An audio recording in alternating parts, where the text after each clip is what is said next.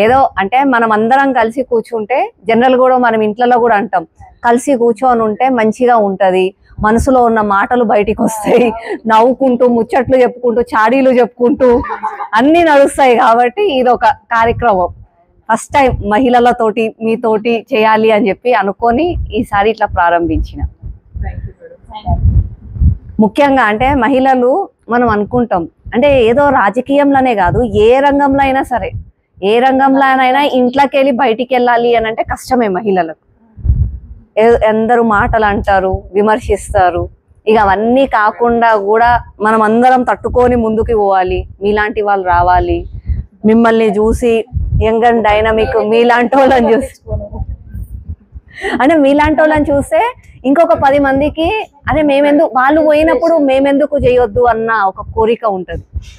Maybe కొందరికి రావచ్చు కూడా, రావాలి. అందరూ వచ్చి పనిచేస్తేనే రేపో ఇప్పుడు ఎట్లాగో మనకు కాబోయేది మొత్తము రాజ్యం అంతా మహిళలే. అంతకుముందేమో మహిళలకి బస్సులకి స్పెషల్ బస్సు ఉండేది అని అంటారు. ఇప్పుడు మహిళలకి ఫ్రీ బస్ ఇచ్చిన కారణంగా స్పెషల్ బస్ ఫర్ మెన్ పెట్టాల్సి వస్తుంది. అంటే మనం ఏంది అన్నది చూపించినాం, మార్పు వచ్చింది, తట్టుకోలేదు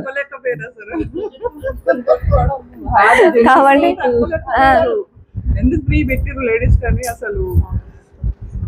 నేనైతే ఒకటే అనుకుంటా, ఫ్రీ బస్సు ఇలాంటిది కరెంట్ బిల్ తీసేయడం అలా చేయడానికి పేద ప్రజలకు అంటే బాగా ఎక్సలెంట్ చదివే స్టూడెంట్లకు ఫీజు చాలా తగ్గించడం, లేకుంటే ఫ్రీ ఎడ్యుకేషన్ ని వాళ్ళకు ప్రొవైడ్ చేయడం.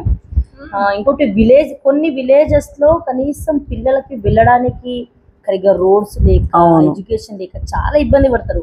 అలాంటి వాళ్ళకి ఏదైనా చేస్తే చేయాలి. సిటీలో ఏం ఫెసిలిటీ లేదు, ఈచ్ వన్ దొరుకుతుంది సిటీలో, కానీ మనకు అవసరం లేదు ఫ్రీ బస్ అవసరం, వేస్ట్ ఉంది అలా చేయదు. కరెంట్ బిల్లు నువ్వు అన్నట్టు ఎడ్యుకేషన్, ఫ్రీ ఎడ్యుకేషన్, హాస్పిటల్స్ కి పోతే ఫ్రీ ట్రీట్మెంట్, అది చేస్తే హ్యాపీ అనిపిస్తుంది.